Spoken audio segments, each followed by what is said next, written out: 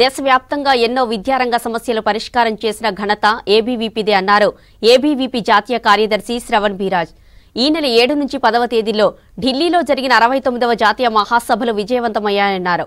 జాతీయ మహాసభలో మొదటి రోజు కేంద్ర హోంశాఖ మంత్రి అమిత్ షా ముఖ్య అతిథిగా హాజరయ్యారని తెలిపారు.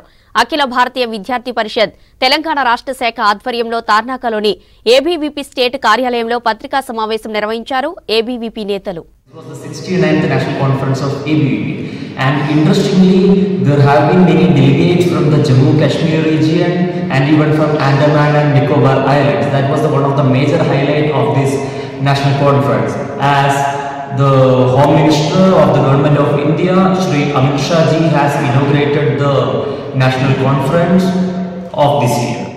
గతంలో చూసుకున్నట్లయితే ప్రాథమిక పాఠశాలల్లో సమస్యలు కావచ్చు, కళాశాలల్లో కావచ్చు, యూనివర్సిటీల్లో కావచ్చు, కనీసం ఇన్ఫ్రాస్ట్రక్చర్ లేకుండా విద్యార్థులు నాణ్యమైన విద్య అందక, సరైనటువంటి ఫ్యాకల్టీ లేక అనేకంగా విద్యలో వెనుకబడినటువంటి పరిస్థితులు మన రాష్ట్రంలో ఉన్నాయి.